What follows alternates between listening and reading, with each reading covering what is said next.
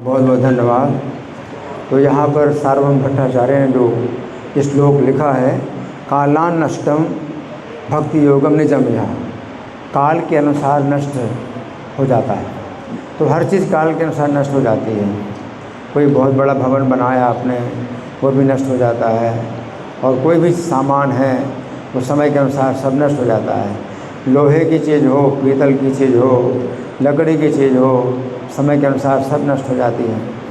तो ये भौतिक संसार काल के अधीन है।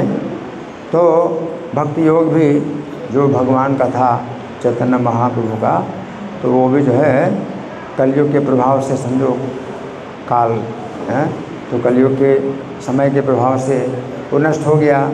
तो प्रादुष कर्तम, तो उसको जो है भगवान ने तुरंत दोबारा उसको पुनर्जीवित करने के लिए आविर्भूत हुए कृष्ण चैतन्य के नाम से। यहाँ पर कह रहे हैं सार्वभौम भट्टाचार्य कि अपना ही भक्ति योग जो समय के अनुसार नष्ट हो गया था, उसको दोबारा पुनर्जीवित करने के लिए कृष्ण चैतन्य के नाम से जो आविर्भूत हुए, उनके चरण कमलों में मेरा जो चित्त रूपी भ्रमर है, गाढ़म गाढ़म लियताम। लियताम का मतलब है कि लीन हो जाए। यहाँ पर इच्छा कर रहे हैं कि मेरा जो चित्त रूपी भ्रमर है वो गाढ़म गाढ़म लियताम, उनके चरण कमलों में लियताम यानी लीन हो जाए। तो जो भ्रमर होता है तो कमल का जो रस है वो प्राप्त करने के लिए अंदर जाता है, कमल के अंदर जाता है और उसके अंदर घुसा रहता है। और इतना उसको जो है रस मिलता है कि कमल का फूल बंद भी हो जाए तो भी जो है रात भर उसके अंदर रहता है। तो भ्रमर जो है कमल में बहुत आसक्त होता है। तो वो कहते हैं कि मेरा जो चित्त रूपी भ्रमर है ये अधिक से अधिक जो है गहराई से भगवान चैतन्य महाप्रभु चरण कमल में जो है लीन हो जाए। तो गीता में भी भगवान कहते हैं, जैसे यहाँ पर है कालान नष्टम, जैसे भक्ति योगम, कालान नष्टम भक्ति योगम। तो गीता में भगवान के चौथे अध्याय में सकाले ने है महता योगो नष्टा परंतप, हाँ कि बहुत अधिक समय के अनुसार ये योग नष्ट हो गया था। तो योग का मतलब भक्ति योग ही है। हाँ, भगवान कृष्ण गीता में योग की बात करते हैं, लेकिन वो भक्ति योग ही है जो कि गीता में भगवान योग बोल रहे हैं। और प्रभुपाद जो है बताते हैं कि चैतन्य महाप्रभु का जो ये कार्य है, अवतार है, ये पूरी तरह से गीता के इस श्लोक पर आधारित है कि जब जब धर्म की गिलानी होती है, अधर्म जो है बढ़ता है, तो मैं जो है मतलब प्रकट होता हूँ। लेकिन अंतर यही है कि भगवान कृष्ण गीता में स्वयं अपने को भगवान कहते हैं, परमेश्वर कहते हैं, और चैतन्य महाप्रभु अपने को परमेश्वर नहीं कहते बल्कि अपने को भक्त कहते हैं, और वे जो है भक्तियों की स्थापना करते हैं। परंतु भक्तों के समाज में भगवान चैतन्य अपने को ईश्वर भी घोषित करते हैं, और ईश्वर भाव में भगवान चैतन्य जो है श्रीवास से भी कहते हैं मेरी स्तुति करो, मेरी पूजा करो। भगवान ने अपना हाथ चतुर्भुज रूप प्रकट कर दिया और कहा तुम्हारे घर के अंदर जितने भी दास दासी और नौकर और जो है तुम्हारे स्त्री पुत्र बूढ़े और जवान सबको बुलाओ, मेरा दर्शन करो, मेरी स्तुति करो। तो श्रीवास पंडित स्तुति करते हैं, श्रीधर से भी बोले स्तुति करो, मेरी स्तुति करो। तो श्रीधर कहते हैं कि प्रभु मैं तो जानता नहीं। भगवान कहते तू कुछ भी बोल वही मेरी स्तुति हो जाएगी, तुम मुंह खोल कुछ भी बोल मेरी स्तुति हो जाएगी। तो ऐसी स्तुति की सरस्वती आ गए उसके मुख में।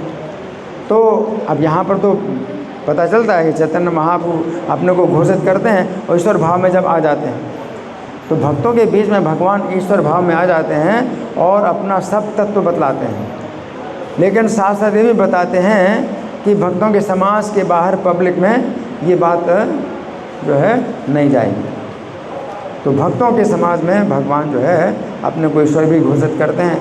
भक्त के भाव में होते हैं तो भक्तों के चरणों को जो है अपने सिर पर लगाते हैं, और जब ईश्वर भाव में होते हैं तो अपने चरण भक्तों के सिर पर भी रखते हैं। तो भक्तों के समाज में भगवान दोनों प्रकार के भाव का जो है प्राकट्य करते हैं। लेकिन जहाँ तक बाहर की बात है तो उसमें भगवान ने बड़ी कठोरता से मना किया जैसे तीर्थयात्री ब्राह्मण था तो उसको अपना रूप दिखला दिया, है ना, लेकिन फिर बाद में यही कहा कि ये बात जो है जब तक मैं हूँ तब तक नहीं पब्लिक में प्रकट करना। तो जब तक चैतन्य महाप्रभु लीला कर रहे हैं तब तक वो नहीं चाहते कि पब्लिक में ये सब बातें प्रकट हों।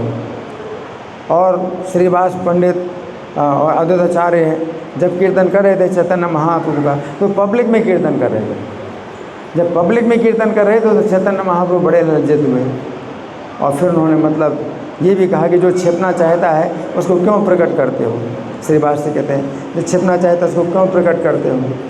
तो इस तरह से भगवान जो है मतलब भक्तों के बीच में कई बार अपना जो है तत्व बदलाते हैं, रहस्य बदलाते हैं और अपना जो है ईश्वरता, अपना महिमा सब बताते हैं। लेकिन पब्लिक में अब जब चैतन्य महाप्रभु चले गए अपने परम धाम, अब जो है हम लोगों के लिए अब ये कार्य है कि चैतन्य महाप्रभु अधिक से अधिक हम प्रचार करें कि वो भगवान है।